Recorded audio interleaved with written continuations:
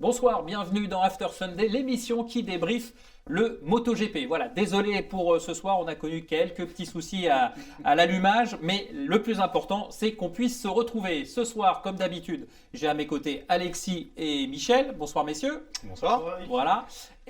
De l'autre côté de la table, vous avez été très nombreux lors du débrief du Qatar numéro 2 à lui poser énormément de questions. On s'est dit, c'est impossible, il faut qu'on le fasse revenir. Vous avez donc Thomas Morcellino qui est de retour avec nous. Thomas, si vous n'étiez pas là pour le débrief du Qatar, c'est Monsieur Statistique du côté du MotoGP. Ça va Thomas? Ça va très bien. Bon, donc évidemment ce soir, on va analyser, décortiquer, débriefer ce très beau Grand Prix de Portimao, le Grand Prix du Portugal qui a vu évidemment la victoire de Fabio Quartararo. On aura évidemment dans le fil de l'émission, eh bien, l'image de ce Grand Prix. On abordera ensuite les 5 points marquants qui ont été mis en exergue par Michel Turcot. On aura également une exclusivité, ouais, il faut le dire comme ça, l'interview de Claude Michy, l'organisateur du Grand Prix de France, qui a bien voulu répondre aux questions de Michel. Alexis nous présentera sa rubrique. Et enfin, bien sûr, on abordera le Grand Prix suivant avec notre traditionnel jeu concours. Allez, on commence tout de suite. After Sunday, l'émission qui débriefe le MotoGP, c'est tout de suite après le clin d'œil à notre partenaire.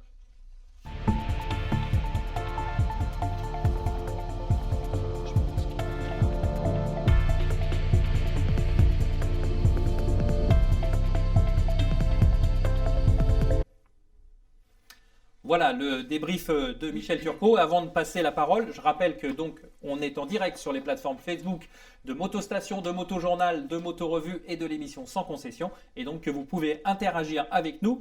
Vous pouvez poser vos questions. Dès maintenant, on tâchera d'y répondre durant l'émission. Alors Michel, on passe à ce Grand Prix de Portimao. Et l'image du jour, je pense que tout le monde autour de la table est unanime. L'image de ce Grand Prix, c'est bien évidemment le retour de Marc Marquez. Effectivement, Eric, c'était l'événement du week-end, c'était le moment que tout le monde attendait. Voilà, Marc Marquez n'avait plus couru depuis 265 jours, il n'avait pas passé une ligne d'arrivée depuis 518 jours, depuis le Grand Prix de Valence 2019. On se demandait s'il allait un jour être capable de remonter sur sa Honda, de reprendre le départ d'une course. Voilà, il a levé les doutes, il s'est rassuré. Beaucoup d'émotions à l'arrivée de la course, on l'a vu en pleurs, on l'a vu acclamer à son retour au box par toute son équipe. Et il a fait un week-end à la hauteur de sa légende, on va dire, à la hauteur de Marc Marquez. Troisième de la FP1 à 0,2 secondes de Vinales, dans des conditions un peu particulières, puisqu'il avait plu la nuit, donc la piste était encore un petit peu séchante. Donc bon, la plupart des pilotes n'ont pas pris de risque. Lui, voilà, il voulait se rassurer, il est sorti. Il voulait se jauger tout de suite en fait. Tout de suite, sixième de la FP2, le lendemain matin c'est un peu plus compliqué, il est 11e de la FP3, donc il doit passer par la Q1 où il réalise le meilleur temps, et puis donc en Q2, il est sixième sur la grille. Voilà, super séance d'essai. On lui avait dit que la deuxième journée sera plus difficile que la première, parce que les médecins, on lui a dit, c'est les médecins qui lui avaient expliqué un petit peu ce qui allait se passer, donc la douleur s'est accentuée au fil des tours. Voilà, mais en tout cas, il fait une super course. Il termine 7ème à 13 secondes du vainqueur. Il termine premier pilote Honda. Il termine devant son frère qui est à 4 secondes derrière lui. C'est incroyable. Après, c'est pas des bonnes nouvelles pour Paul Espargaro tout ça? Bah non, Paul en plus, lui, il s'est mis à plat ventre. Non, il a eu une... Ah oui, pardon, il s'est mis à plat ventre aux essais, oui, Ouais. excuse-moi. Ouais. Il est tombé en panne dans la course. Voilà. Et puis en plus, Marc, il s'est vraiment pas facilité la tâche parce que je crois que c'est Fabio qui le disait, le circuit de Portimao, c'est sans doute le plus physique du calendrier. Ouais, puis il n'avait pas couru. Alors, on a dit qu'il avait roulé dessus, mais il n'a jamais fait de course l'année dernière pour le Grand Prix, il n'était pas là. Non. Donc, Non. c'était pas le plus simple, effectivement, comme le dit C'était pas Alexis. le plus simple, mais bon, il n'avait pas trop le choix. Il aurait aimé venir au Qatar, mais les médecins lui ont déconseillé de reprendre à ce moment-là. On sait qu'avant le Qatar, il avait fait des essais à Barcelone, à Portimao, donc avec la Honda entre guillemets de série. Voilà. Après examen, la fracture n'était pas encore assez solide au goût des médecins pour lui laisser prendre le risque de rouler au Qatar. Donc voilà, dès qu'on lui a donné le feu vert, Il est arrivé. voilà, et il a fait ce qu'il a fait. Maintenant, il sait que il n'est pas sorti d'affaire pour autant. Enfin, il n'est pas sorti d'affaire. Il va falloir encore du temps pour être à 100%. On lui a dit qu'il ne pouvait pas s'entraîner d'ici Jerez. Pas de question de faire de la moto, pas question d'aller faire du dirt track. Voilà. Repos total. Il va falloir du repos. Donc, il va falloir qu'il gère son envie voilà, là il s'est rassuré, il peut courir, il a envie d'être compétitif, donc il va falloir qu'il gère son envie de revenir trop vite, qu'il qui gère son tempérament, quoi. On a une question de Marc de Nancy qui demande est-ce qu'on est surpris par le retour de Marquez? Surpris à quel niveau? alors, Par la performance? ouais. Je pense par ses performances. En tout cas, moi, j'ai été surpris de retrouver instantanément son style de pilotage spectaculaire. La confiance est revenue très vite. Oui, après, il a expliqué sur la première journée, il était quand même, on l'a vu un peu en kata sur. Alors, on peut dire que c'est son style, donc Ouais. en kata, mais là, il était en kata sans trop chercher à être en kata, plus étant emmené par la moto. Ouais, Il a démarré la première journée avec les réglages de Bradle. On sait que, bon, même si le développement des motos était gelé, bon, la moto, elle a quand même évolué pas depuis un an, quoi. Donc, lui, il a démarré avec des réglages qui n'étaient pas les siens. On sait qu'il a un pilotage très particulier. Ouais, ça a été assez reproché quand il n'a pas été là de dire que la moto n'est faite que pour lui. Hein, donc, il a commencé à ouais. travailler un petit peu sur les réglages que le samedi. Mhm. Donc voilà, il n'avait pas une moto qui était adaptée à ce qu'il avait envie de faire. Et puis son bras, il est pas. Voilà, il a un bras. Ça. Il dit sur des séances de muscu, il a un écart de 10 kg de puissance sur les deux bras. Donc, Ouais, c'est toi beaucoup. qui fais Ouais. Hein, toi qui es sportif, Alexis. Hein. Alors, Ouais, 10 bon. kilos. Bon, Thomas, Entre deux bras, c'est des, beaucoup, ouais. des retours comme ça dans l'histoire du MotoGP. Alors évidemment, nous on a un retour, c'est Mick Doohan hein, qui était passé à 2 doigts de l'amputation et qui derrière revient et gagne 5 titres mondiaux. Mais Après, on va pas. Après- Vas-y. Non, mais après, c'est des blessures assez. La blessure de Doohan était nettement plus grave que Exactement, celle tout à fait. de Marquez. Et il est revenu beaucoup plus vite. Ouais. Disons disons que la blessure de Marquez, elle s'est aggravée par son retour précipité Voilà, sur le exactement. GRS numéro 2, on est bien Exactement, d'accord. ouais. Donc, il a eu une infection qui a, Voilà. qui a Ouais, complètement tout à fait. compliqué. Mais des retours comme ça en compétition. Bah, après, voilà, bon, on mis Doohan, mais bon, c'est vrai que Doohan, ça reste quand même l'exemple même. Mais bon, après, il y a eu Lorenzo qui s'était fait opérer il n'y a pas si longtemps que ça, en 2015. À Assen. À Assen, en 2013, pardon. Oui, il se casse la Il clavicule se casse le la vendredi, clavicule, il se fait exactement. opérer, il revient, il fait ça. Il fait ça Ça, de la c'était course. quand même incroyable. C'est ça, il y a eu enfin, après on peut prendre même après des maladies entre guillemets, parce qu'il y a Stoner qui a souffert d'une intolérance au lactose, qui a été absent des Grands Prix pendant X mois et qui est revenu en gagnant ensuite. Dani Pedrosa qui s'était absenté pendant quelques Grands Prix pour un problème de hard pump et qui était revenu aussi après quelques Grands Prix qui avait réussi à regagner derrière.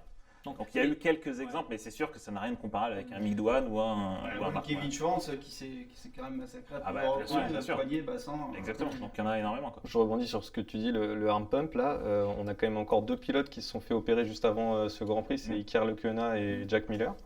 Et puis même Fabio à l'arrivée, Fabio s'est fait opérer déjà aussi par le passé de ça. Alors là, c'est pas ça qui l'a gêné, mais il disait, il souffrait du bras, il avait des tendinites au bras. On l'a vu sur les Voilà. images du parc fermé où il se plaignait comme ça, il a Voilà. tout de suite ouvert son cuir Pour et il vous a dire, enlevé ses à bandes de À quel de point c'est compression. physique de piloter une MotoGP aujourd'hui pour tous les pilotes, et donc l'exploit de Marquez est encore plus. Exactement. Bon, Michel, on passe au point marquant maintenant. Le premier, évidemment, victoire de Fabio. Bah oui, victoire éclatante. Et d'autant plus importante qu'il le disait après sa victoire au Qatar, le Portimao, ça sera un test. L'an dernier, il termine 14e, si je ne me trompe pas, à la rue complet. Oui, avec Morbidelli qui avait tiré Avec son Morbidelli épingle. avait sauvé les Ouais, meubles moto avec différente. une, Voilà. avec une moto de l'année précédente. Mais bon, là, il y avait quand même des gros doutes chez Yamaha. Est-ce que le nouvel aimant allait être dans le coup à Portimao? Ben voilà, ça a été le cas. La moto était là. Vinales, bon, il est passé au travers de sa Ouais. course, mais en qualif, il était là. Ouais. Donc voilà, une moto. En fait, Fabio le dit, il a retrouvé la moto qu'il avait à Jerez en juillet dernier, c'est-à-dire la moto qui était celle avant qu'on lui réduise la puissance, qu'on lui enlève des settings électroniques à cause des problèmes de fiabilité. Il y avait eu quelques casse moteurs, donc voilà. Là, il retrouve la moto qu'il avait eue en début d'année dernière, avec laquelle il gagne ses 2 courses en Espagne. Il retrouve un nouveau châssis aussi avec lequel il a un très bon feeling de l'avant. Donc voilà, grosse confiance dans le train avant. Et puis lui-même, il l'avoue, il a bossé cet hiver avec son psy pour arrêter de se mettre en panique quand ça va pas, arrêter de voir les choses de manière négative quand c'est pas comment. Voilà. Là, il fait encore un début de course, il est 6e, il prend son temps, il double, alors que ça fait des années qu'on nous répète que les Yamaha, pour gagner, il faut partir devant et il ne faut pas avoir à doubler. Là, au Qatar, comme à Portimao, il est capable, Ouais, puis là encore. il est capable de doubler, et puis après, il imprime un rythme incroyable, il est en 39 tout le long, et Rins derrière essaie de suivre, se met par terre, Après, c'est au tour aussi de Johan de tomber. Donc là, il fait le trou. Puis après. Et en plus, c'était moins flagrant qu'au Qatar, mais enfin, la ligne droite de Portimao, Oui, c'était- on l'a vu plus d'une fois, les Ducati, elles étaient bien servies.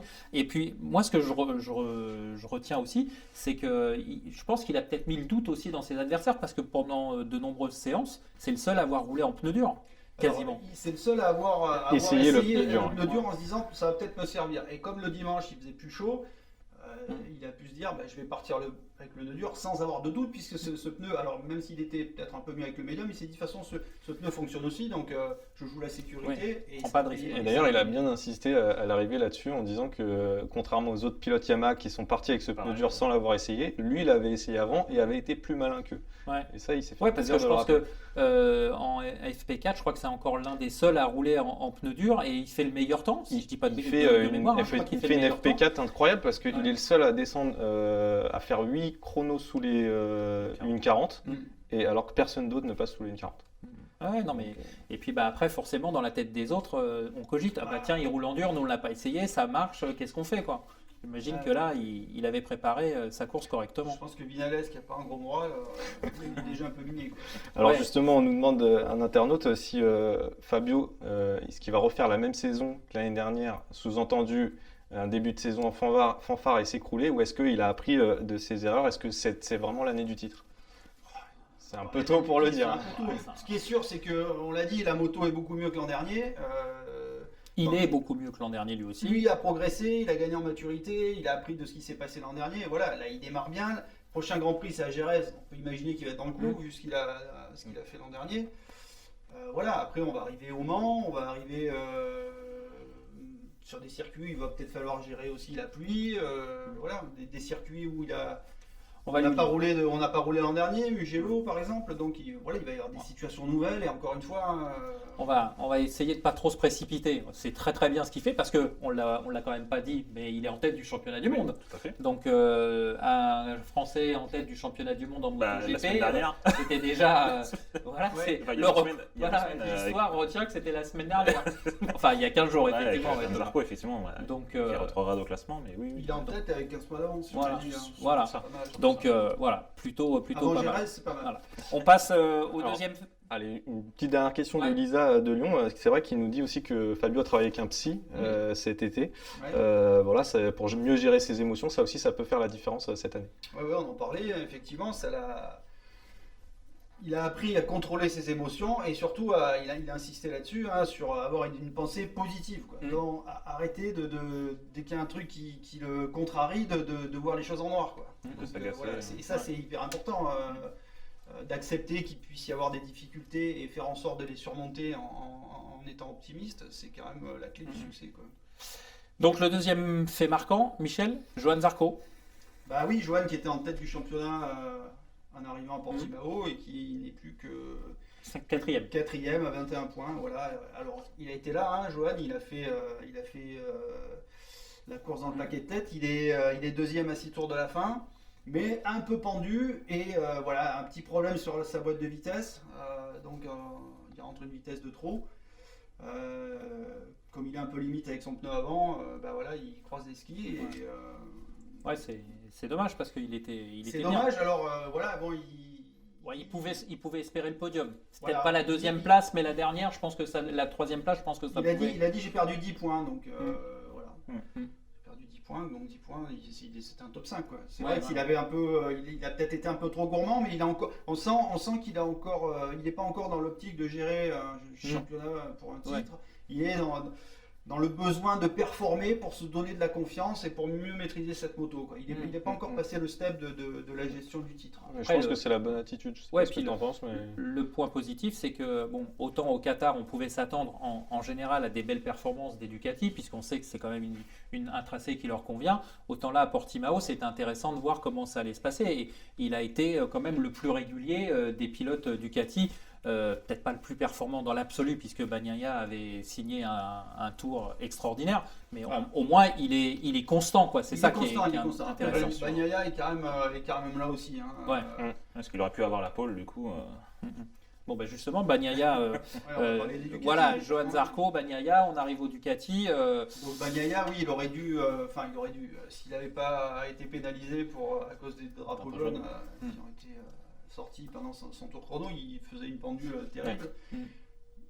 Il aurait dû partir de la première ligne, là il est 11e au premier tour et il remonte deuxième, quoi. Il fait une super course sur un circuit où il n'est pas facile de doubler, où la Ducati n'était pas non plus donnée, et où l'an dernier il a eu de gros problèmes lui-même. Ouais, il s'était fait percuter au premier tour, dans les premiers tours. Il avait dû abandonner et donc, parce qu'il avait une douleur à l'épaule. Voilà, puis c'est un circuit compliqué. D'ailleurs, on voit que Jorge Martin, qui est arrivé tout feu tout flamme après sa super course au Qatar, s'est dit je vais arriver là-bas. J'ai compris. Ouais, je vais leur montrer. Et puis, non, dès le début, il était paumé, et puis il a fini par se. Alexis y reviendra Ouais. dans sa chronique un petit peu plus tard. Et puis Miller qui était deuxième l'an dernier sur ce circuit. C'est compliqué. Qu'est-ce qui se passe à ton avis, Michel? Bah là, le syndrome des Oui, Ouais. il s'est fait Enfin, opérer. Là, en l'occurrence, c'était pas. Enfin, Ouais, c'est pas c'est du tout une le erreur, problème, c'est qu'il fait une erreur. En fait, pour en avoir discuté un peu avec David Tardozzi pendant le week-end, il se met une pression terrible, quoi.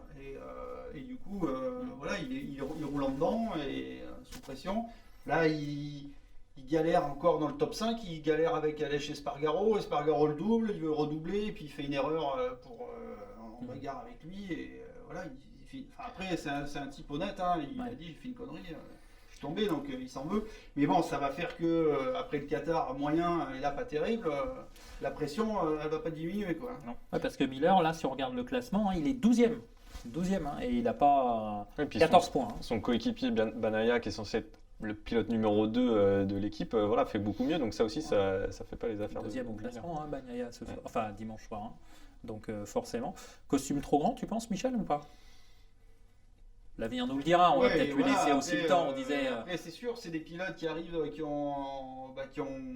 qui arrivent dans des positions avec beaucoup de pression sans avoir beaucoup d'expérience, quoi. Hein. C'est le cas de Fabio qui s'en sort super bien, et Miller un peu moins bien, quoi. On passe à Suzuki. Ouais, encore un bon week-end. Un bon week-end. Mine de rien, c'est vrai que comme l'an dernier, Suzuki, c'est pas plus éclatant que ça, mais finalement, quand tu regardes, ils sont là, quoi. C'est discret, c'est discret. Rins a amélioré la qualif, donc ça, c'est plutôt un motif d'espoir. Thomas, il a une statistique. Voilà. C'était pareil, parce qu'il est parti première ligne. Première ligne, c'était déjà arrivé l'année dernière, mais c'est vrai que c'est rare. Sur les Suzuki, c'est très rare. Et en plus, l'année dernière, la première ligne qu'il fait, je crois, c'était sous la pluie, c'était sur une condition mouillée. Donc, effectivement, c'est assez rare pour être souligné que effectivement, faire une première ligne, c'est pour mieux. Malheureusement, il essaie de suivre le rythme de Fabio et il tombe. Voilà, et puis Mir lui remonte. Alors, à souligner que Mir, ce week-end, n'avait pas avec lui son chef mécanicien, Francky Cartielli, qui était positif au Covid, donc qui a dû rester chez lui en Andorre. Donc voilà, ça a un peu perturbé son travail. Mais bon, il est là, hein, il monte sur son premier podium de la saison. On peut compter, voilà, c'est un pilote qui va être régulier, qui va être on sait qu'ils vont être là, quoi. Voilà, on sait qu'ils vont être là et il faudra forcément compter avec eux. Surtout qu'à Portimao l'année dernière, ça avait été très compliqué pour les Suzuki et là, ce week-end, ils étaient dans le coup. Donc oui, c'est une moto qui est toujours aussi performante et homogène, je pense, pour toute la saison.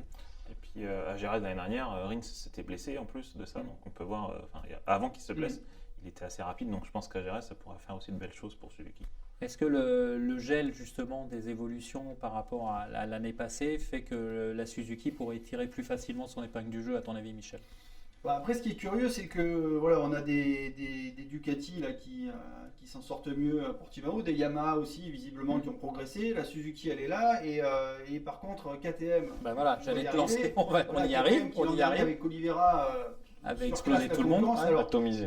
On va dire, Fabio a beaucoup dit j'avais un super rythme. Alors c'est vrai qu'il avait un super rythme, mais il n'améliore que de 1 seconde 7 le temps global de la course. Ouais. Donc, globalement, les conditions avaient l'air un peu similaires. Hein, j'étais à Portimao l'an dernier, je n'y étais pas ce week-end, mais voilà, ça m'a semblé des conditions de piste étaient similaires, donc des temps comparables. Donc ça a roulé un peu plus vite, mais pas énormément non plus. Donc les KTM qui en plus ont profité du fait que les autres ont eu un développement gelé, puisque les concessions de KTM s'arrêtaient cette année, donc ils ont pu eux travailler sur leur moteur cet hiver. Après, Et- Brad Binder fait quand même top 5. Oui, Et finalement, l'année dernière, si tu regardes, c'est vraiment Oliveira qui fait le boulot pour KTM, qui atomise tout le monde. Et là, il passe un peu au travers de son week-end. Mais est-ce à dire que c'est vraiment Bah, une contre-performance de la KTM? Enfin, il passe pas au travers, il rate son départ et il tombe en course. Ouais. Il était là, mais bon, pas aussi dominateur. Même en que- qualification, voilà, il était Enfin, en même pôle par l'année rapport dernière. Là, par rapport à ce c'était qu'on pas- a vu l'an dernier sur l'ensemble de la saison des KTM, on était plutôt à espérer quelque chose de positif. Bon, au Qatar, peut-être Ouais. pas forcément. On a beaucoup dit que le Qatar n'était pas Voilà. forcément le circuit Voilà, qu'on aime mais mieux à la KTM. ensuite, Bon, c'est vrai que ce week-end, La KTM, vu comme le disait Michel, vu la correction qu'avait mis Oliveira l'an dernier au reste du plateau, on pouvait s'attendre à au moins à ce qu'on retrouve peut-être 2-3 KTM dans le top 6. Quoi. Ouais, après, on a Petrucci qui a toujours autant de. Enfin, qui a vraiment du mal à s'adapter à la moto. Donc, Apparemment qui souffrait d'un problème à l'épaule. ouais, qui était toujours convalescent. Il est toujours convalescent, Ouais, mais ouais. il doit faire la tête, notre ami Hervé Poncharal. bon, le Kona qui n'avait pas roulé l'an dernier, donc parce qu'il était positif à ce moment-là aussi. Donc, ouais, c'est vrai que c'est pas. Bon, à revoir Au revoir à Gérard. ces oranges moins pressées qu'on ne l'imaginait. Dernier point, Michel, on est obligé là Ouais. d'en parler, c'est Valentino Rossi. Ça devient Une statistique, Thomas. compliqué, non? Bah écoute, si sauf erreur, il a marqué que 4 points depuis le début de la saison, c'est bien ça. Et Ça. donc c'est Ouais, 4 points. c'est son plus mauvais début de saison depuis qu'il est en catégorie N, donc sur les 3 premières courses. Voilà, donc c'est sûr que Ouais, c'est puis ce qui est compliqué. curieux, enfin, alors. Il a la même moto que Fabio, faut le préciser. Ouais, enfin bon, voilà, en plus, on a un peu l'impression qu'il se voile un peu la face quand on l'écoute sur ses débriefs, sur ses points de presse. Voilà, il y avait du mieux en course, on va trouver des solutions. Bon, on a un peu. C'est la méthode Coué? Ouais, après, c'est vrai que c'est bon, c'est pas terrible, quoi. Après, Ouais, on va voir, bon. Faut attendre le retour à la tournée Je pense que européenne. Mugello Barcelone, là, s'il prend Ouais. la même raclée, je pense qu'il va nous annoncer qu'à la fin d'année. Ouais. Même Jerez, parce qu'il faisait podium l'année dernière. Jerez, donc bon, voilà. Après, voilà, c'est toujours, je dirais, un peu triste, entre guillemets. On espère que c'est passager, bien évidemment. Hein. On non, n'est pas en mais train d'enterrer Valentino Non, Rossi. Ne nous on faites n'a pas pas- dire non. ce qu'on n'a pas dit. Mais c'est vrai que quand on a été comme ça, une icône telle qu'il l'est, encore, même aujourd'hui, c'est quand même difficile à vivre. Le problème, c'est qu'il sort, voilà, il aurait pu sortir il aurait pu conclure sa carrière sur une. En passant le relais à Fabio et dire, Oui, bon, ben voilà, sur quelque j'arrête. chose de grand, et là, il va passer, c'est un peu comme Federer au tennis, quoi. C'est à un moment donné, on veut pas arrêter, et puis ça va être un peu dans l'anonymat, Et encore, quand il va arrêter, finalement, ça. Ouais. On ne percevra pas qu'il n'est plus là, quoi. Ouais. Parce qu'il Bah, c'est va- vrai que c'est un peu en dommage, plus moi, je trouve. au niveau télé, là où on le voit de moins en moins, hein, parce que Non, forcément. systématiquement pendant les courses, il y a un focus dessus Non, parce mais- qu'il est et incontournable. puis surtout, il n'y a, Et- plus d'attente. Ouais. Et puis on se rend compte qu'il est plus indispensable, enfin pour le show, quoi. Ah, Ouais. clairement. Mm, mm. C'est vrai Ouais. que pendant des années, on s'est dit, Qu'est-ce qui on se passera s'est- quand c'est il partira surtout, Carmelo Espeleta qui se disait, mon Dieu, ça va être un drame. Si on Ma perd cassette. Rossi, tout le monde va éteindre la télé. Et puis sans compter qu'avec le Covid, on n'a plus non plus les gradins remplis de casquettes jaune fluo. Ouais. Donc en fait, voilà, la présence de Rossi, c'est vrai. Il est devenu un pilote parmi les autres. C'est ça. Voilà. Bon, on jette un dernier coup d'œil sur le classement avant de passer à notre invité via vidéo, donc Claude Michy. Voilà, le classement, donc vous l'avez sous les yeux. Donc Fabio Quartararo est donc le leader avec 15 points d'avance sur Francesco Bagnaia. Vignales finalement est toujours troisième, il est là. Johan Zarco a glissé donc au 4e rang. Mir, Espargaro, on y reviendra. Hein. Il faudra qu'on fasse un focus sur l'Aprilia quand même parce qu'il mérite Alex Espargaro. Et puis ensuite Rins, Binder, Bastianini et Jorge Martin. Malheureusement pour Jorge Martin, tu y reviendras Alexis, il va certainement glisser un petit peu dans la hiérarchie sur les prochaines courses. Allez. Michel, on disait, tu as eu l'opportunité d'interviewer Claude Michy, l'organisateur du Grand Prix de France. C'est une exclusivité pour After Sunday. Ce que je te propose, c'est qu'on regarde la capsule que tu as enregistrée cet après-midi avec lui. Et ensuite, on revient en plateau pour en débriefer. Allez, on regarde tout de suite Claude Michy. Bonjour Claude Michy. Bonjour, Monsieur Turcot. Bon, tout le monde se pose une question importante. Hein. Y aura-t-il un Grand Prix de France? Et ce qu'il y a bien dans les questions, c'est qu'il y a des réponses en général. Donc la réponse, c'est qu'aujourd'hui, le Grand Prix de France est maintenu le 16 mai. J'étais à Portimao samedi là, pour tout caler avec Dorna. On a fait comité interministériel de crise la semaine dernière, avec l'appui du préfet de la Sarthe. Et aujourd'hui, le Grand Prix est maintenu le 16 mai. Alors maintenant, la question sera de savoir dans quelles conditions. On imagine qu'on est à un mois de l'événement, c'est encore un peu tôt pour savoir, mais est-ce que tu as toujours l'espoir d'avoir un peu de public? Alors, au comité interministériel de crise, donc on a eu un OK pour le huis clos déjà. C'est déjà bien de pouvoir organiser. Le deuxième point, c'est que en réalité, le 30 avril, on devrait avoir une réponse sur une possibilité de jauge, parce qu'on a fait une proposition de pouvoir accueillir du public avec un test PCR de moins de 96 heures sur une plateforme qu'on a mis en place avec BioGroup, un laboratoire médical, qui permet de récupérer les coordonnées, le contact de la personne qui a le PCR et qui recevrait sur son téléphone un QR code qui permettrait d'accéder sur le circuit avec son billet. Et on a fait différentes zones pour qu'on ait des espaces entre 2 et 3 000 personnes tout autour du circuit. Mais ça ne peut se valider que vers le 30 avril, 1er ou 2 mai. Et donc, après, on est prêt à mettre en place la mise en vente de billetterie en étiquette pour le dimanche uniquement, je pense. Donc, on est dans cette solution-là, on ne désespère pas. Bon, surtout qu'il risque d'y avoir de la demande étant donné l'excellent début de saison de nos deux Français. Là. On imagine que tu savoures toi aussi les performances de Fabio et Johan.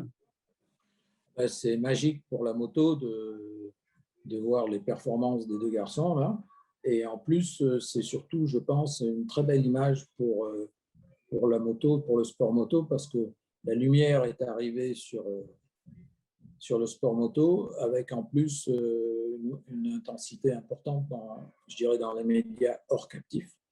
Et ça, je pense que c'est une très bonne chose. Les Canal fait un très bon travail, des audiences assez fabuleuses. Donc, tout est pour le mieux. En plus, on a deux garçons bien différents entre Fabio, le jeune Young à la mode, performant, sympa, auquel peuvent s'identifier la jeunesse. Et en plus, il n'est pas là par hasard. Il faut que tout le monde travaille. Et quand on travaille et qu'on a du talent, on arrive à ce qu'il fait. Et même avec un peu, certainement, une vie bien liée au sport, c'est-à-dire peut-être avec des sacrifices. Et puis la reconstruction, fois champion du monde, de l'homme s'est reconstruit et est au meilleur niveau. Après, ça fait quand même depuis que Johan est arrivé en MotoGP, on est un peu habitué à des débuts de saison Tony Truant. Ça a été le cas de Johan chez Tech 3. Après, quand Fabio est arrivé aussi, tout de suite, ça a matché. Par contre, les deuxièmes parties de championnat sont généralement un peu plus délicates pour tous les deux. Est-ce que tu penses que cette année, ils ont les moyens de se battre aux avant-postes jusqu'au bout? Moi, je pense que concernant Fabio, on voit qu'il a vraiment franchi une étape. On a changé la Portimao. Je pense qu'il a vraiment franchi une étape mentalement, sur la maîtrise, sur le côté incisif. Ça fait 2 courses qu'il fait où il revient toujours aux avant-postes avec un départ où il était, à un moment, il était, je crois, 9e au Qatar, il était 5 ou 6e hier. Donc, à partir de ce moment-là, il a été top. Donc, bon, après, Johan, c'est la course. Apparemment, il y a des soucis, comme il a expliqué, avec sa boîte de vitesse. Et, bon, peu importe, il était là. Donc, moi, je suis un garçon, j'ai une vision optimiste des choses. Donc, je pense qu'ils peuvent aller au bout. Une dernière question, Claude. Toi qui a été investi, qui reste investi dans la formation des pilotes français. On pense à ton équipe Grand Prix de France. On a 2 Français au top en MotoGP, ce qu'on n'avait jamais connu. En revanche, derrière, c'est un peu le désert. On a le petit Lorenzo Felon là, qui débute en Moto 3, mais bon, c'est un peu difficile. Il manque d'expérience. On va lui laisser le temps. Mais derrière, voilà, on a deux deux Français en Rockies Cup qui n'ont pas terminé les courses ce week-end. Et puis, on ne voit pas vraiment venir la relève. Là, ça t'inquiète? Comment tu vois un petit peu ça? Non, je pense que l'inquiétude n'a jamais servi à quoi que ce soit. Donc, je pense qu'il y a un travail qui est fait là, par Sébastien Poirier, qui vient d'arriver comme président de la fédération, donc qui a été faire le tour un peu de tous les gens qui essayent de former des pilotes. Et je pense qu'il y a une vraie politique de la fédération qui est en train de se mettre en place. Donc, il va prendre un petit peu de temps, c'est évident. Mais quand je dis un peu de temps pour que des pilotes arrivent à éclore, mais je pense que d'ici 2-3 ans, la politique qui va être mise en place un peu dès cette année et plus particulièrement l'année prochaine vont permettre de voir arriver des jeunes dans les années à venir. Je pense que Fabio a 21 ans, il va servir aussi de tracteur et d'exemple et il va faire rêver les jeunes. Bon, puis on peut imaginer que aussi bien que Fabio que Johan vont susciter un peu des vocations. Là. Oui, c'est exactement ça. Non, mais ça, tu sais, c'est toujours comme ça. Je pense que quand il y a des jeunes sportifs qui sont au niveau mondial, on s'aperçoit, leader, on s'aperçoit que dans le même moment, dans la nation qu'ils représentent, il y a eu, que ce soit en tennis ou ailleurs, ça a créé des vocations. Voilà donc l'interview de Claude Michel. Il y avait un peu de vent chez toi, non Michel, pour cette interview. Bon, le point positif, c'est que on a bien compris que Claude, il n'avait pas vraiment lâché l'affaire sur le côté public. Hein. Non, il reste optimiste. Il espère, voilà, c'est dans un mois le Grand Prix de France, donc on peut espérer que la situation sanitaire s'améliore. Et que, en tout cas, il a déjà le feu vert du préfet pour sa course, ça c'est déjà le plus important. Et maintenant, voilà, est-ce qu'il y aura du public? Est-ce qu'en prenant des mesures, des tests à l'entrée des tribunes, c'est le plan, en tout cas, il travaille, on peut faire confiance à Claude pour... Ouais, puis l'an dernier, il avait montré que c'était possible parce qu'il avait fait effectivement venir les gens que le dimanche. Le dimanche, oui. Je dis pas de bêtises, avec en plus des accès directement identifiés pour leur tribune, etc. Donc je pense que déjà, il a l'expérience et il peut travailler en cohérence avec la préfecture par rapport à ça. Je pense que, en tout cas, on le souhaite. Évidemment pour Claude, évidemment pour vous, les supporters, d'autant plus que là, on a quand même deux Français qui pourraient battre un record d'affluence, mon cher Thomas, dans les statistiques. Puis on peut aussi le souhaiter pour les pilotes. Hein. Oui, bien sûr. J'imagine que c'est un peu, c'est un peu triste de ne pas pouvoir partager tout ça. C'est sûr que célébrer une victoire et la prise des commandes du championnat du monde sans personne dans les tribunes, ça doit faire un peu bizarre. Bon, on parlait du Grand Prix de France, mais qu'en est-il? Parce qu'il y a des rumeurs qui circulent actuellement sur l'Australie, notamment parce que le Superbike, qui traditionnellement ouvre la saison, mais généralement c'est au mois de février. On avait déjà repoussé la date du championnat du monde Superbike en Australie. Apparemment, il y a des rumeurs qui diraient que ça semble de plus en plus mal engagé, mais ce n'est pas confirmé. Est-ce que c'est aussi une inquiétude à avoir pour le Grand Prix? Même si c'est encore loin, le mois d'octobre, on peut effectivement craindre que la situation ne soit pas suffisante, la situation sanitaire reste suffisamment critique à cette période-là, sachant que les Australiens sont hyper protecteurs. Hein, après, ils ont l'avantage, eux, de se recentrer sur eux-mêmes. Oui, non, mais bon, c'est des pays où ils prennent des mesures drastiques. C'est-à-dire, on l'a vu pour l'Open d'Australie, hein, il y a 2 cas dans les tribunes, on arrête tout. Quoi. Et puis, par contre, dès que c'est réglé, hop, tout le monde revient. Quoi. Donc c'est vrai que c'est une politique qui est très différente des nôtres. On a aussi vu que le championnat du monde Superbike n'est pas traité de la même manière que le MotoGP. On a eu des courses, en MotoGP qui ont eu lieu beaucoup plus tôt. Le Superbike n'a pas commencé en fait encore cette année. Beaucoup de courses en Espagne ont été annulées, repoussées, à Seine également. C'est quand même surprenant puisque c'est de toute façon la Dorna qui est à la tête des 2 championnats. Quoi. Oui, mais je pense que les intérêts économiques du MotoGP n'ont pas grand-chose à voir avec ceux du Superbike. Nous sommes bien d'accord. Bon allez, on passe à la chronique d'Alexis maintenant. Alexis, qu'est-ce que tu nous as préparé? On va parler du Rennes, voilà. On l'a charrié suffisamment, Alexis. Il était en Finlande pendant 15 jours. Il est allé voir Aki Ajo et le nouveau circuit. Allez, non mais vas-y. Aki Ajo qui a beaucoup de succès. C'est tant mieux pour lui. Non, on va parler effectivement un petit peu des autres catégories aussi qui ont lieu ce week-end à Portimao. Le Moto 2 avec Raúl Fernandez, le phénomène d'Aki Ajo, qui avait remporté sa dernière course en Moto 3 l'année dernière à Portimao et qui là gagne en Moto 2 dès sa 3e course. Donc superbe performance de Raúl Fernandez, un pilote à suivre. Il gagne devant Aaron Canet. Aaron Canet, c'est début de saison compliqué au Qatar, mais là c'était beaucoup mieux à Portimao sur la Bosco-Scuro. La Bosco-Scuro, c'est ex-Speed Up, pour ceux qui se demandent d'où ça sort. Parce que Bosco Scuro, ça me fait penser à un pilote, ça, non? C'est lui-même. c'est ancien. C'est on est bien d'accord. C'est lui qui est dans le team D'accord. Speed Up depuis le départ. C'est lui qui fabrique. C'est ça, c'était pour différencier le nom, c'était pour différencier le team qui s'appelait Speed Up du châssis qui s'appelait Speed Up. Et du coup, comme maintenant ils revendent le châssis à d'autres équipes, c'était pour le différencier. Et puis Rémi Gardner qui vient arracher le podium à Joe Roberts dans le dernier enchaînement, bien vu puisqu'il prend la tête du championnat du monde des mains de Sam Loves. Sam Loves qui avait fait le doublé au Qatar, hein, et là il a fait quelques On mètres n'aurait pas dû en parler de Sam Lowe avant de s'envoler. Au Qatar. Voilà, violent high side au premier virage pour l'anglais. Rémi Gardner, je te coupe Alexis, Ouais. mais Thomas va nous dire, c'est un Australien en tête Un du Australien, championnat du monde. je suis encore en train de rechercher Ah. parce qu'en fait, si tu veux, c'est un peu plus compliqué qu'il n'y paraît. Mais c'est vrai que c'est pas le dernier Australien à avoir mené en catégorie intermédiaire. C'est pas celui auquel on pense. Ce n'est pas Casey Casey Stoner. Stoner. Non, c'est pas Casey Stoner. C'est jamais arrivé. Il a jamais mené en fait. Anthony Il est toujours- West Non plus. Non plus. Et du coup, faut revenir dans les années 70. N'hésitez pas à 80. nous donner votre réponse. Non, je trouve Greggs Hansford. Greg Hansford, Ouais. ouais. Donc, Alors, je ne le connais même pas. Oh là là, quel Je vais être inculte. honnête.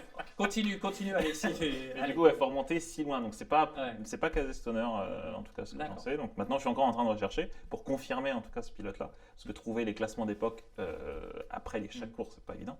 Ouais. Mais voilà. Quoi. Donc, c'est vrai que c'est assez rare, du coup, pour Rémi Gardner. Moto Bien. 3, Alexis, maintenant. Moto 3, Et encore une encore fois, Aki Ayo. notre ami Aki Ayo, avec Pedro Acosta, bon, on le présente plus, hein. Oui, après son exploit du Qatar. Pedro Acosta qui gagne la deuxième course au Qatar et qui regagne ce week-end face à Denis Foggia. 3 courses, 3 podiums.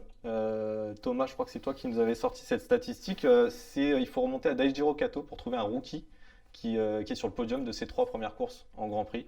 Alors après, c'est comme tu veux, la différence entre Hockey, on en parlait tout à l'heure avant l'émission, c'est la différence entre Hockey. C'est vrai que là, Kato était wildcard à l'époque. Voilà, c'est sur Il avait 3 fait- années de ouais, suite sur en 3 fait, années de au suite, Japon. Il avait fait 3 wildcards au Japon, donc sur un circuit qu'il connaissait bien. Et Donc là, c'est voilà. encore plus fort Mais pour sinon, Acosta. pour revenir encore, si vraiment on veut comparer, c'est plutôt Nobi Ueda en 125 en 91 qui avait fait la même chose, entre guillemets. Voilà, 3 podiums de suite. Par contre, 4 d'affilée, d'après ce que j'en sais, c'est pas arrivé. Donc si jamais il fait podium à Ouais. Jerez, il rentrerait encore un peu plus dans l'histoire. À voir à Jerez, suspense. Nouveau système de signalisation, petit, on peut dire, je un vous peu avais- comme la F1. Je vous avais parlé au Qatar des capteurs de pression quand on sort de la piste. Là, une nouvelle innovation technique, c'est des panneaux LED pour signaler les drapeaux, en fait, tout simplement, donc la couleur du drapeau. Il y a déjà ce système au circuit Paul Ricard, par exemple, et ça sera obligatoire sur tous les circuits à partir de 2022. Donc, ils ont mis ça en place en test à Portimao. Bon, ça n'a pas empêché Francesco Bagnaia de se faire supprimer son tour record à cause d'un drapeau jaune. Alors, c'était Et un puis les vrai capteurs drapeau. aussi, je crois que ça a été un peu Ça n'a pas souri à Maverick Viñales. Ouais. Ouais, on a vu Ouais. la photo. C'est-à-dire qu'avec l'ancien système vidéo, Maverick Viñales aurait été en pôle en fait. Mhm. Et là, le capteur s'est allumé. Voilà. Mhm. Il a D'accord. supprimé son tour. Un petit mot sur les blessés. On a Ouais. parlé de Jorge Martin, donc, qui a été forfait. Il a violemment chuté en FP3, direction l'hôpital, fracture de la main, du pouce, je crois, fracture de la cheville, et puis aussi une grosse commotion cérébrale. Donc là, Jorge Martin, il va être probablement opéré dans la semaine. Il est encore un petit peu en train de récupérer de son trauma crânien avant d'être opéré. Il y a très peu de chances forcément qu'on le voit à Jerez. Et puis un autre pilote aussi qui a eu un gros crash ce week-end, c'est Takaaki Nakagami, FP1, je crois. Bout de la ligne droite à près de 300 km/h. Il n'a pas pu participer aux qualifications. Il est parti dernier sur la grille, touché à la clavicule. Alors, c'est pas cassé, mais c'était très douloureux. Et puis, courageusement, il termine 10e, Takaaki Nakagami, en serrant les dents. Donc, bravo aux Japonais. Et puis, un mot de la Rookies Cup. C'était la première manche ce week-end à Portimao, double manche. Alors, la Rookies Cup, on sait, le premier lauréat de cette coupe, c'est un certain Johan Zarco. Et le dernier, le tenant du titre, je vous donne en mille, Pedro Acosta. Donc ça vaut le coup de s'intéresser à cette catégorie. Donc peut-être un nom à retenir. Amis pilotes, si vous commencez. Il y en a plein, Mir, Martin. Voilà, la liste est très longue. Donc peut-être que dans le futur... On a 2 Français quand même engagés. On a 2 Français, Gabin Planck Et Bartholomé. et Bartholomé Perrin. Qui n'ont pas terminé. Voilà. Et c'est le Colombien David Alonso qui fait le doublé. Ouais. Donc peut-être un nom à retenir pour les futures années au Grand Prix. Surtout qu'en plus, on peut imaginer, comme maintenant le règlement a changé, que si tu gagnes la Red Bull Rookies Cup, tu peux éventuellement Voilà, avant les faire 16 voilà, ans, avant de obligatoire. faire une wildcard comme ce qu'avait fait Chananchu Ouais. en 2018 et qui Et du coup quand avait il avait gagné. gagné, Il avait gagné gagné. la course. Bon, c'est un peu moins bien maintenant, c'est de son côté. Bon. Et un petit mot sur Lorenzo Felon, peut-être. Lorenzo Felon, course encore Difficile, difficile hein, hein, ouais. en Moto 3. Alors c'est vrai que forcément quand on voit les performances d'autres rookies qui sont tout de suite aux avant-postes, on va lui laisser du temps. Ouais, Lorenzo. apparemment, il manque pas mal de confiance dans le travail de la moto et c'est vrai qu'il est un peu bloqué là. Bon, on va peut-être voir à Jerez une évolution, puisque Jerez, il aura forcément un petit peu des repères plus présents qu'à Portimao ou même qu'au Qatar. Donc on espère que dès Jerez, on aura une Et puis, petite réaction. puis traditionnellement, je crois que Jerez sourit bien aux pilotes 658 parce que je crois que Tatsuki Suzuki a remporté une de ses victoires là-bas, Nicolo Antonelli aussi, à l'époque en tout cas quand il roulait chez 658. Et je crois que l'une des premières victoires de Marco Simoncelli à l'époque, c'était à Jerez. Donc, Vous comprenez pourquoi À on a voir. fait revenir Thomas, hein. Vous l'avez compris. Voilà. Bon, en tout cas, merci Alexis. Alors, on va te redonner la parole parce que dans quelques instants, eh bien, ça sera les questions à l'équipe d'After Sunday. Ouais, on va juste prendre des questions. On nous parle beaucoup de Johan Zarco. On peut peut-être revenir un petit peu plus en détail sur le problème qu'il a eu de boîte de vitesse. En fait, c'est ça qui a provoqué sa chute à Johan. Donc, c'est pas, en fait, pour resituer, c'est pas une erreur de Johan qui a. Non, en fait, Il y a un concours de circonstances malheureuses, on va dire. Il rentre deux rapports à ce moment-là, pensant passer de la 4e à la 2e, et en fait, la moto avait rétrogradé d'elle-même en 3e au moment où il rentre ces deux rapports. Du coup, il en rentre un de trop, il se retrouve en première. Et là, comme son pneu avant est fatigué, la petite pression supplémentaire sur l'avant. Ouais, on le voit d'ailleurs sur les images, hein, quand il rentre, on voit la moto qui louvoie un tout petit peu. Et de fait, au moment où il est sur l'angle, il n'est plus tout à fait sur la trajectoire et c'est ce qui Apparemment, provoque sa chute, quoi. c'est un problème qui est assez, qui est identifié chez Ducati, c'est déjà arrivé. D'accord. Bon.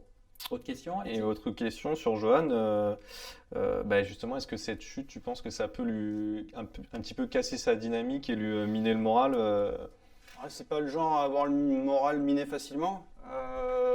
Non, je pense pas que ça. Bon, ce qui est Ça important, c'est mettre un coup d'arrêt à sa progression. Voilà, après, on peut douter quand on est tombé sans savoir pourquoi. Là, il y a une explication technique, donc il n'y a pas de raison qu'il ne soit pas dans le coup à Jerez, quoi. Ouais, puis en plus, comme tu le disais tout à l'heure, quand on a évoqué les points marquants du Grand Prix, Michel, lui, il s'est pas caché derrière sa chute en disant « Ah, je suis sûr que je terminais deuxième ». Il a dit « J'ai perdu 10 points ». Donc pour lui, il savait qu'il jouait un top 5. Voilà. Donc, Ouais, il savait qu'il était un peu, voilà, il était même un peu mieux que ce qu'il espérait parce qu'il était un peu, pendu, on va dire, hein. Il a admis lui-même. Donc, voilà, il a besoin encore de mieux maîtriser, de mieux sentir.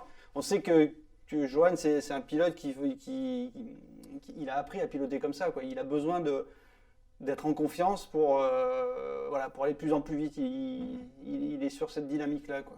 non. Après, on arrive encore à Jerez où Ducati a fait podium l'année dernière et puis Puis lui, il a fait aussi des belles courses là-bas. avec la Yamaha. La Yamaha. Donc, Eh bien, justement, Thomas, tu me tends la perche pour la transition parce qu'il n'y avait plus de questions, Alexis. Non, on va Bon, enchaîner. d'accord, on va enchaîner. Justement, ça tombe bien parce que la prochaine rubrique, c'est justement le jeu concours et les pronostics, messieurs. On vous attend.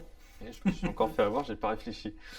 De toute façon, tout le monde aura oublié. Tu vas dire n'importe quoi. Alors, le prochain Grand J'avais Prix. non, mais- pronostiqué Fabio vainqueur du deuxième Grand Prix. Voilà, plus sérieusement, le prochain Grand Prix, on l'a évoqué, c'est Jerez. Donc, Fabio, on l'attend évidemment par rapport aux courses qu'il a réalisées l'an passé, ce doublé historique. Johan, on l'attend aussi parce qu'il a toujours bien roulé. Qui d'autre? Parce que les Yamaha avaient très très bien marché l'an dernier. Bah, écoute, là tu cites Fabio, mais c'est vrai que le duo l'année dernière c'était Fabio Viñales. Ouais. Ils ont fini tous les deux premier, deuxième. Rossi fait un podium. Et Rossi fait un podium, il fait un triplé, c'était l'un des premiers triplés Yamaha depuis quelques années. Et c'était Et- Dovizioso, hein, c'est ça? Et Dovizioso sur la première course. Ouais. Donc, du coup, parce que Rossi avait cassé son moteur, je pense, sur la première course. Ouais. Tout comme, Donc, Binder avait fait, Oui, s'était mis par terre, mais il avait fait des super essais avec la KTM. ouais, puis même il avait fait une. Les SUS sont plutôt bien gérés Morbidelli aussi avec assez. Oui, la deuxième Ouais, course. ouais, c'est ouais, la la deuxième deuxième course. course. Bagnaia aussi avec cassé alors Ouais. qu'il remontait pas mal. Donc ouais, il y a pas mal d'inconnus. Donc faites vos jeux avec tout ça. Bon, Thomas, allez, je note, vas-y. Non, bah écoute, les. Si tu réponds, tu reviens. Bon, ok. Non, non, bah écoute, je vois bien Fabio. Enfin, je veux dire, là, ça me semble évident. Et puis après, encore une fois, je pense qu'il y aura encore une deuxième Yamaha sur le podium. Donc Vignales, j'ai du mal à voir Rossi ou Morbidelli. Ça risque d'être peut-être un peu plus compliqué. Mais bon, après, voilà, peut-être, je pense à Marc Marquez. Un podium, je pense que ça peut être envisageable. Alexis? Fabio, Bagnaia, Vignales. C'est pas moi qui réfléchis. Là. Michel? Allez, Fabio, ouais, je vais dire Fabio. Mir et Bagnaia. D'accord. Bon, très bien. Alors, vous concernant les internautes et vous qui nous regardez ce soir, eh bien sachez que vous avez intérêt à nous donner vos pronostics. Alors, on vous rappelle qu'il faut donner l'auteur de la pole position et évidemment le podium de la course parce que bien, suite à ce Grand Prix, il y aura un lot très très sympa. Vous aurez un casque réplica à gagner. Un casque réplica évidemment offert par notre partenaire. Donc, remuez-vous les méninges, réfléchissez, travaillez et rendez-vous pour le prochain After Sunday après le Grand Prix de Jerez. On sera là le lundi soir, même heure, même endroit, 19h. On vous attend. Merci de nous avoir suivis. Merci Thomas. Merci Alexis. Merci Michel. Bonne semaine. Portez-vous bien. Faites attention à vous. Et on se retrouve juste après le Grand Prix de Jerez, c'est-à-dire le 3 mai. Voilà.